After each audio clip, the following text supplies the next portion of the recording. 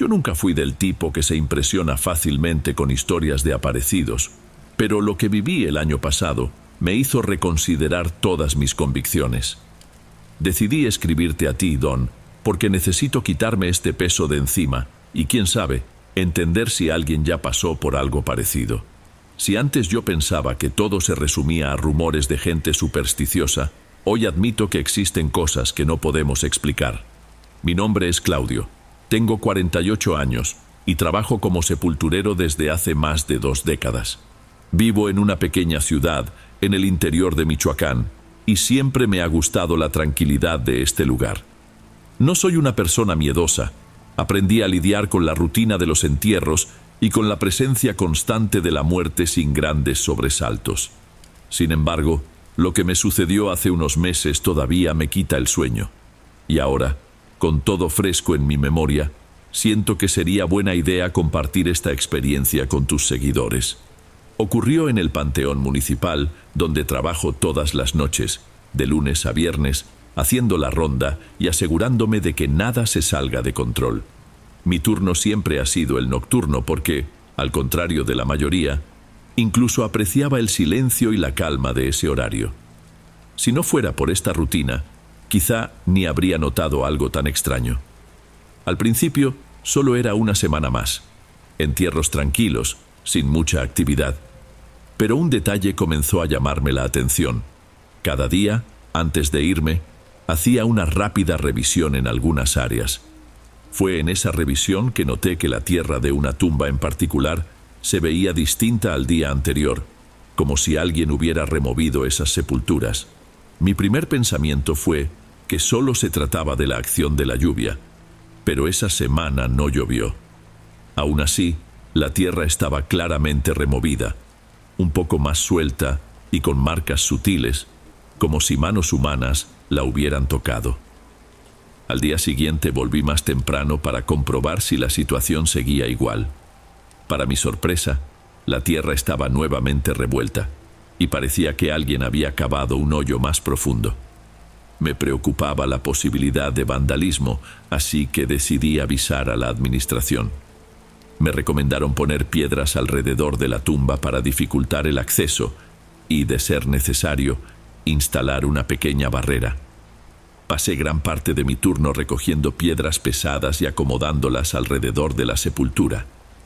Confieso que en ese momento no sentí miedo, solo curiosidad e irritación al pensar que algún bromista estaba profanando un lugar de descanso.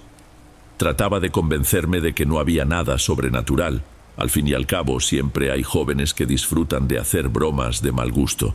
Aún así, la persistencia de quien fuera me tenía con la mosca detrás de la oreja. Imaginé que solo era cuestión de tiempo antes de sorprender a la persona y terminar con el problema de una vez por todas. Para mi frustración, no sirvió de mucho reforzar la tumba. A la mañana siguiente, la escena era la misma, como si hubieran quitado las piedras y las hubieran colocado de cualquier modo. Aquello no tenía sentido, porque algunas de las rocas que usé eran realmente pesadas y requerían bastante esfuerzo para moverlas. Empecé a preguntarme si alguien del mismo panteón estaría involucrado, tal vez un colega o un visitante con acceso libre. Hablé con Gerardo, un compañero que a veces hace la ronda conmigo, y él llegó a comentar que también vio las piedras fuera de lugar un día que llegó más temprano, pero no le dio mucha importancia. Mientras tanto, mi curiosidad se convertía en una ansiedad constante.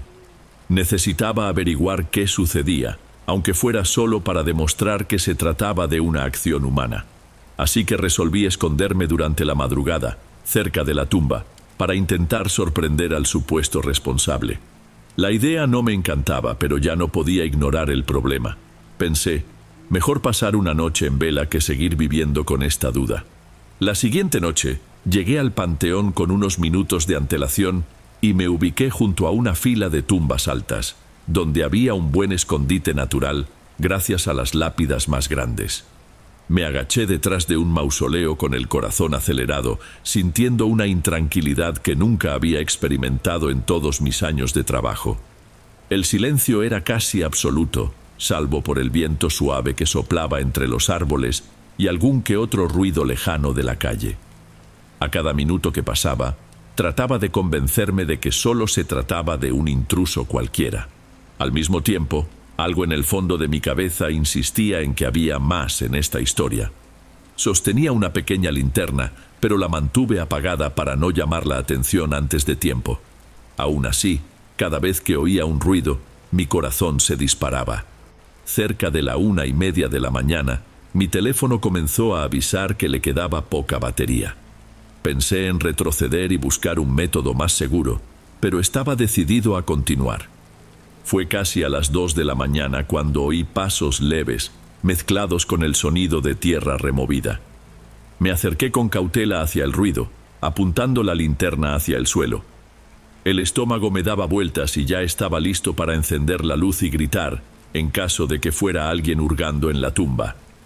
Pero, al rodear una lápida, vi la silueta de alguien arrodillado en la tierra, aparentemente cavando con las manos.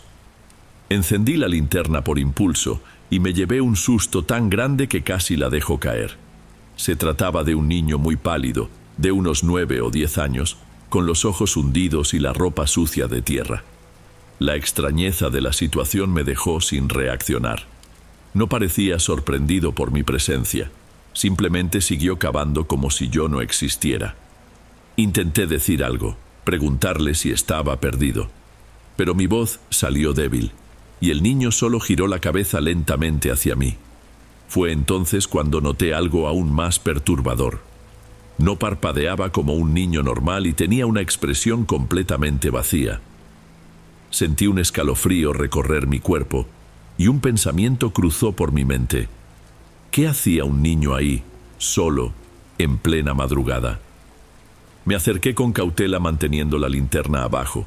Le pregunté de nuevo si estaba bien, si necesitaba ayuda. Nada. Solo alzó las manos, cubiertas de tierra, como si quisiera mostrarme algo. A estas alturas, el corazón se me salía del pecho y mis instintos me gritaban que saliera corriendo. Traté de mantener la calma y pensé en llamar a la policía, pero algo me decía que, si me distraía o apartaba la vista de él, desaparecería de inmediato. Fue entonces cuando oí el crujir de una rama detrás de mí. Todo mi cuerpo se estremeció. Giré la linterna, pero no había nadie. Cuando volví a mirar, el niño se había puesto de pie y dio unos pasos hacia atrás. No pude contener un grito ahogado de sorpresa y estuve a punto de avanzar hacia él, pero algo me lo impidió, como un temor primitivo.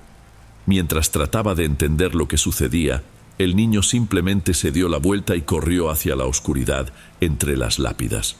A la mañana siguiente, después de pensarlo mucho, decidí contarle a Gerardo lo que había visto. Notó mi nerviosismo y dijo que parecía que había visto un fantasma. Incluso me pidió disculpas por no haberme acompañado durante la guardia, pero argumentó que pensaba que lo resolvería solo.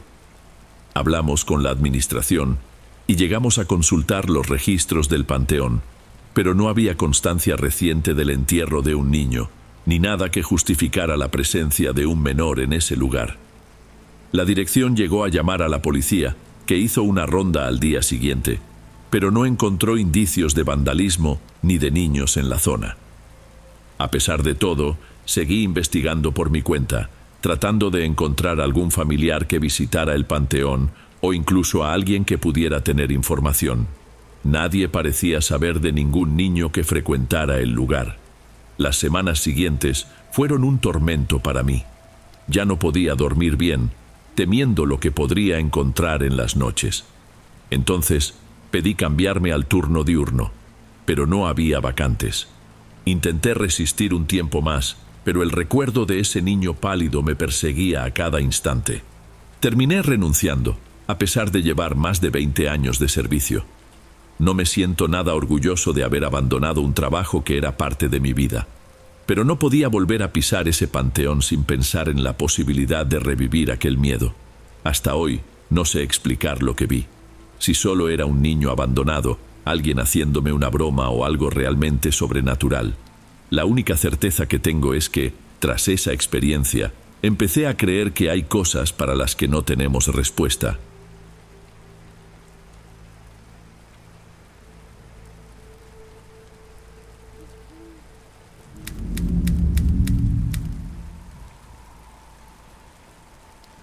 Buenas noches, Don.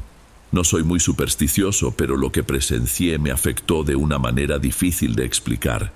Me llamo Ricardo, y toda esta historia tuvo lugar en una ciudad del interior de Guanajuato. Aunque no quiero llamar la atención, siento que compartirlo puede darme un poco de paz mental. Sé que algunos van a dudar, pero es inevitable. Mi esperanza es que alguien que haya pasado por algo parecido se sienta menos solo al escuchar mi relato. Todo comenzó cuando empecé a trabajar en el cementerio de mi ciudad hace poco más de un año. Llevaba varios meses sin empleo, y un conocido comentó que el sepulturero anterior se había jubilado. Al principio dudé, porque me llevo muy mal con la idea de la muerte y todo ese lado más oscuro de la vida.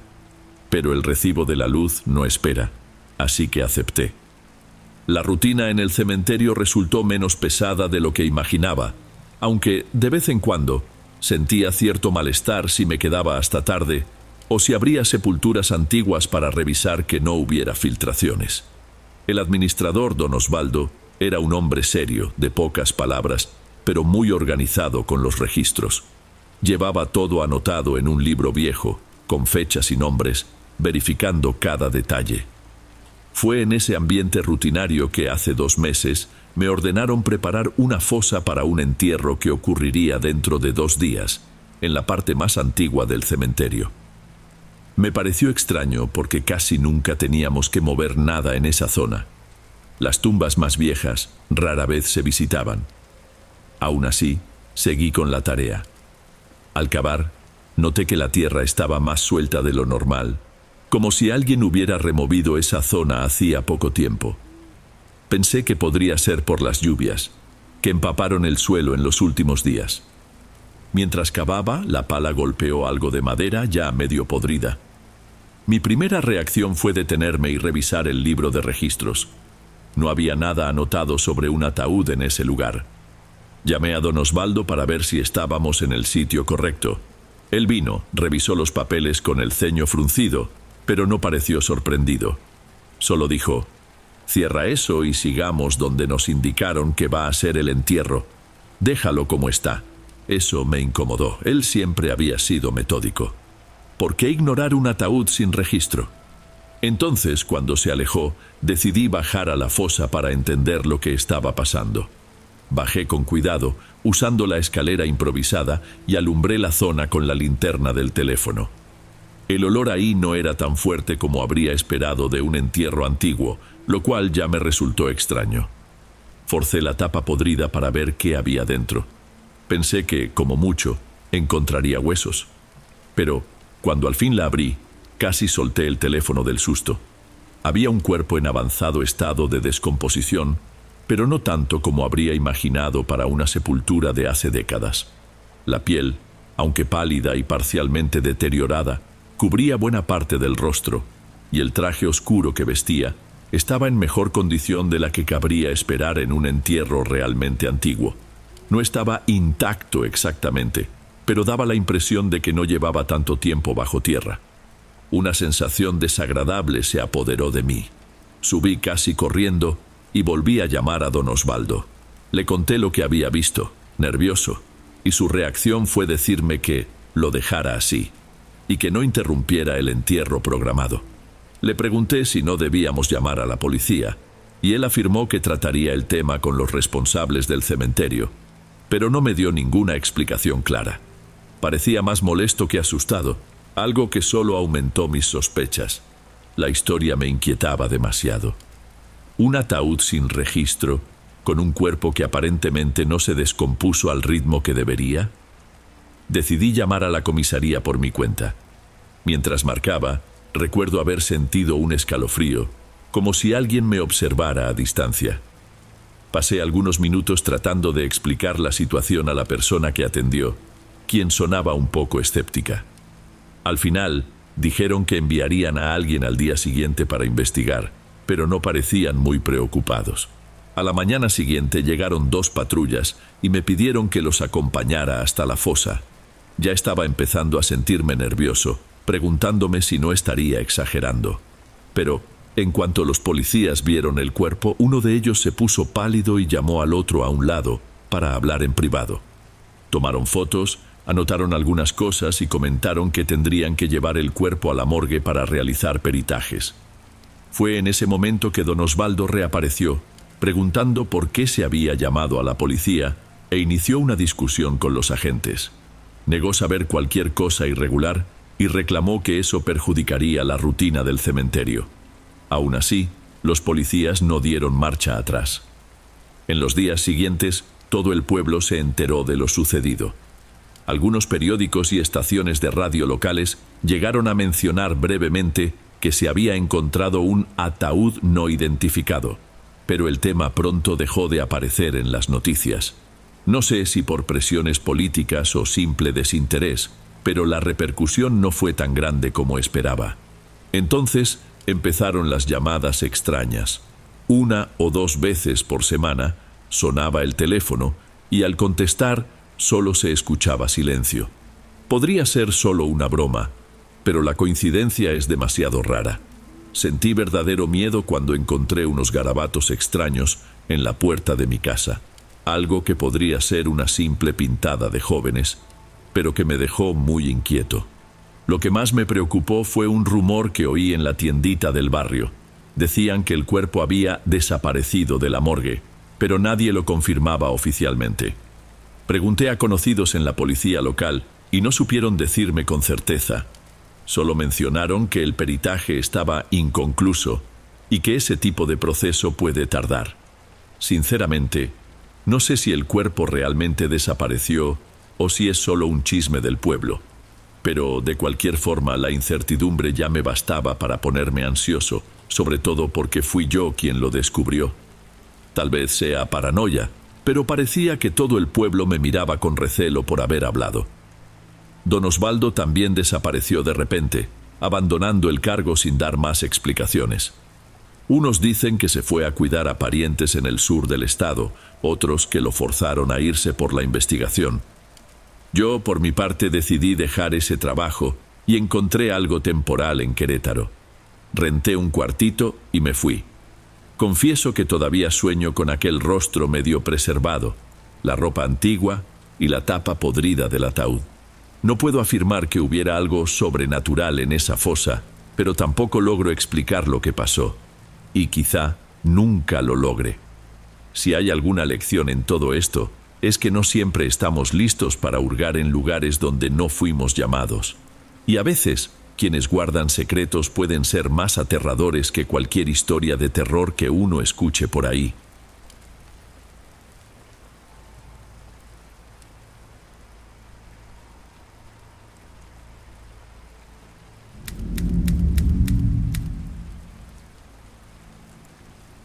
Esto que voy a contar sucedió hace alrededor de un mes, y todavía me despierto en la noche sudando frío, con la sensación de que algo o alguien sigue cada uno de mis movimientos.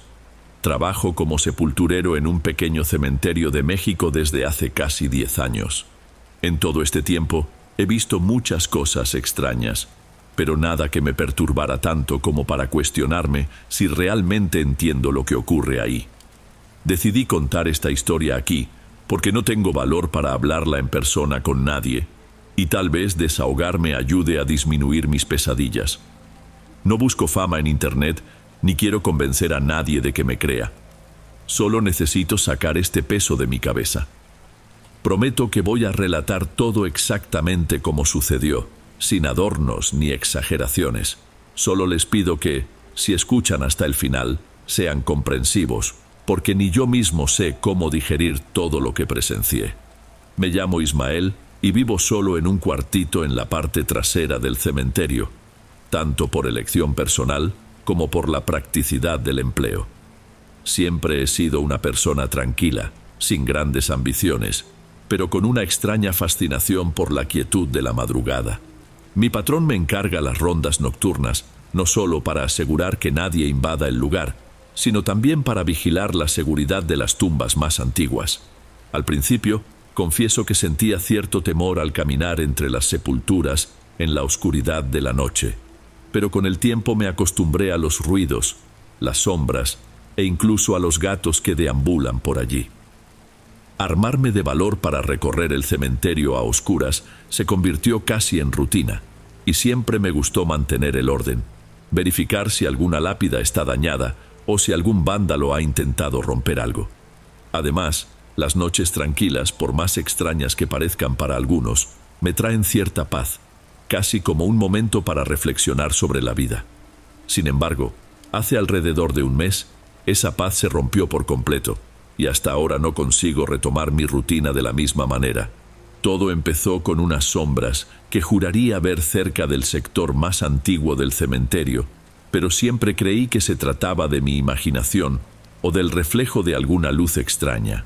La primera vez que noté esa silueta fue alrededor de las 2 de la mañana, cuando caminaba con mi linterna revisando si las rejas estaban bien cerradas. Al pasar por la sección antigua, sentí ese escalofrío subir por mi espalda, como si alguien estuviera detrás de mí observándome. Me giré rápido y alumbré con la linterna, pero no vi nada. Solo las viejas tumbas, algunas semidestruidas por el tiempo, y el silencio de siempre. Al día siguiente, se lo comenté de manera casual a César, un muchacho que se encarga de la limpieza por la mañana, pero él se rió y dijo que seguro estaba cansado o que me había asustado con los gatos. Aún así, empecé a prestar más atención las noches siguientes y, para mi sorpresa, seguía notando esa figura agachada en el mismo lugar, como si escarbara la tierra. Desaparecía tan rápido como aparecía. Bastaba con apuntar la linterna hacia allí para que se esfumara, como humo en el aire.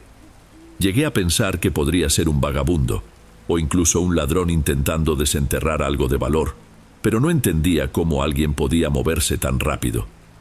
Fue entonces cuando comencé a estar pendiente, casi cronometrando el horario en que solía verlo, intentando descubrir algún patrón para sorprenderlo. Sin embargo, con el paso de los días, mi ansiedad crecía y me di cuenta de que empezaba a obsesionarme con aquella aparición. A veces descuidaba partes importantes de mi ronda solo para quedarme mirando desde lejos la sección antigua, rezando para que esa sombra apareciera, por más extraño que suene.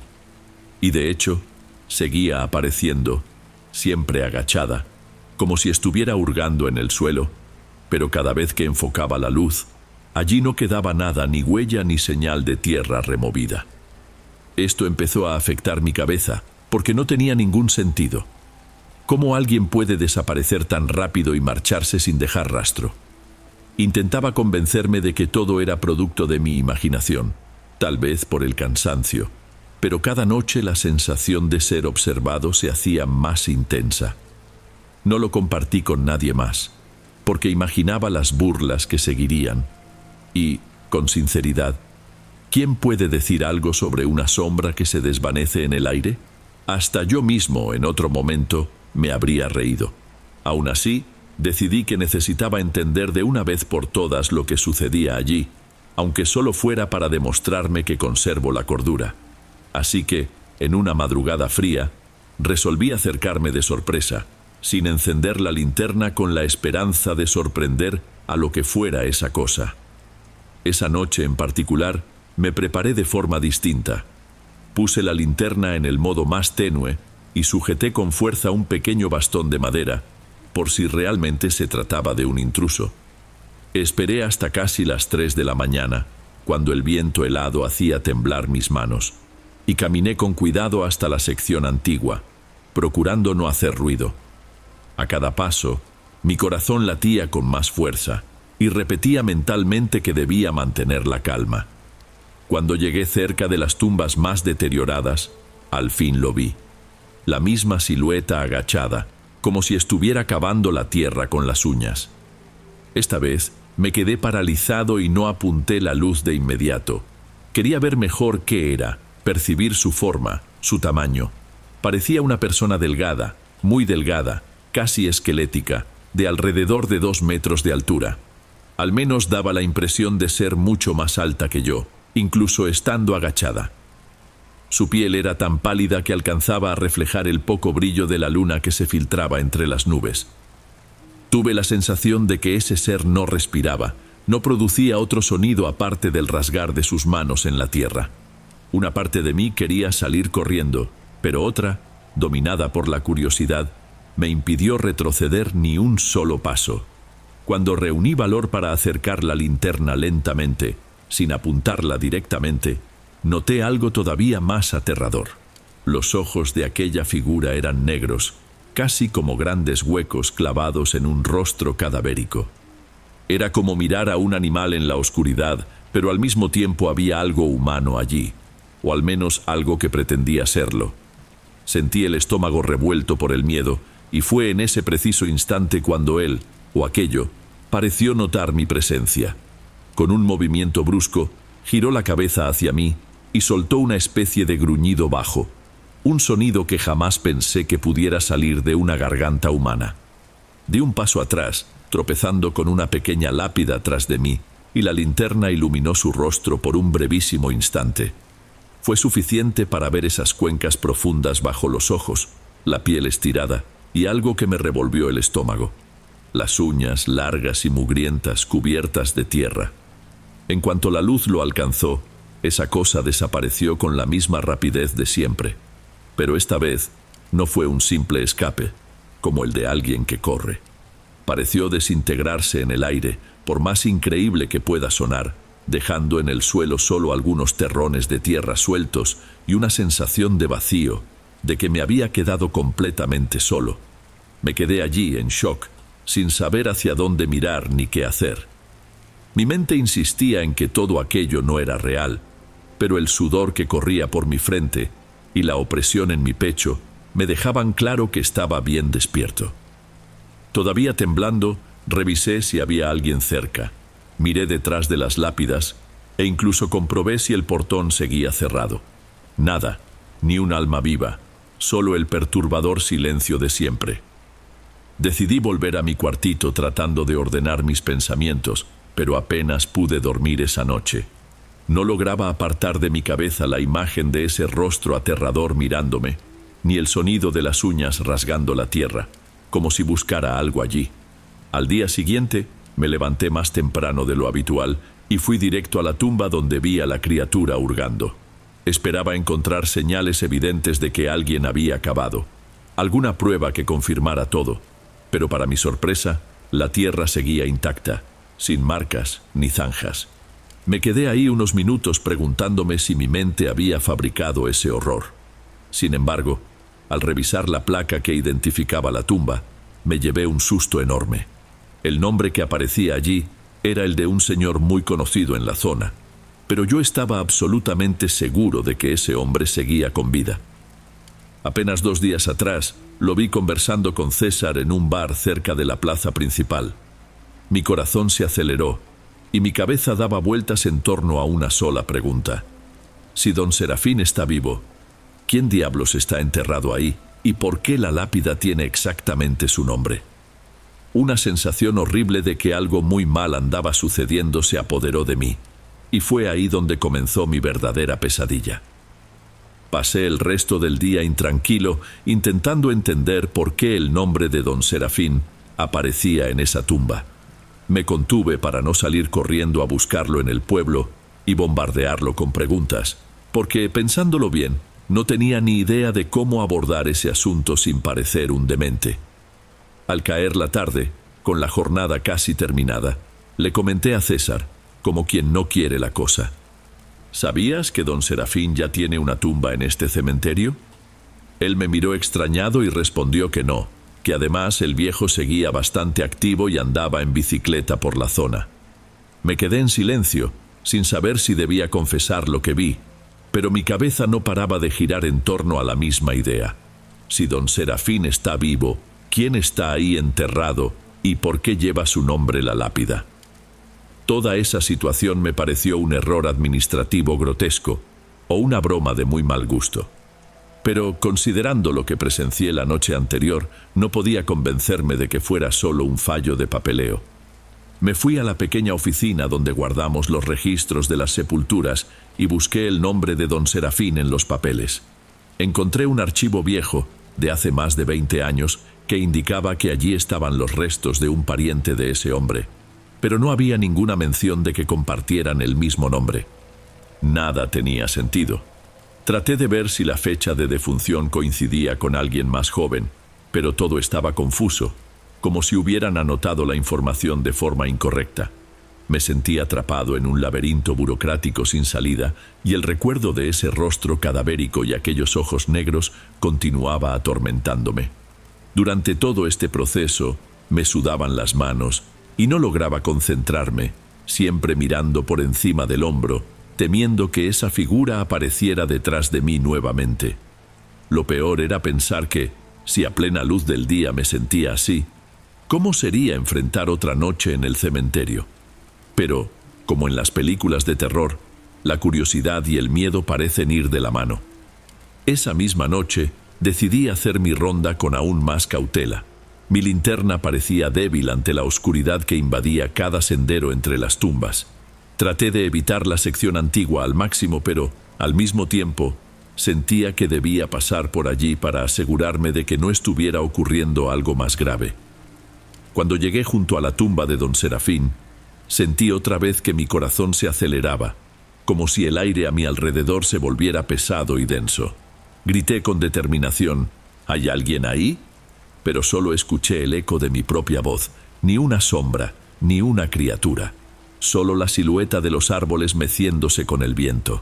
Sin embargo, sabía que, incluso invisible, algo parecía observarme. Por un momento, se me ocurrió que aquella figura estuviera relacionada con el estado de salud de don Serafín, como una especie de presagio, pero nada tenía sentido en mi mente racional. Aunque, siendo sinceros, nada de esta historia lo tiene, y eso es lo que más me atormenta. No pude hablar directamente con don Serafín. Evité encontrarlo en el pueblo porque no quería lucir como un loco contando acerca de un fantasma que escarba su tumba. Lo único que hice fue averiguar discretamente si su salud se había deteriorado o si había algún rumor de fallecimiento, pero todos decían que el hombre seguía fuerte y saludable. Aún así, cada noche escucho en mis recuerdos ese ruido de excavación, como si algo me llamara a volver allí. No sé qué quiere esa criatura o por qué parecía tan desesperada por abrir esa tumba vacía. Sigo haciendo mis rondas, pero ahora camino con un miedo constante, mirando a todas partes, esperando que en cualquier momento aparezca. Lo peor es que aún no tengo respuestas, y cada día siento más que estoy completamente solo en esta historia. Quizá algún día reúna el valor para hablar con don Serafín o con alguien que me tome en serio, pero por ahora solo puedo relatar lo que vi y rezar por no volver a encontrarme con ese ser macabro. Sinceramente no tengo certeza de que, si llega a aparecer de nuevo, salga de allí con vida.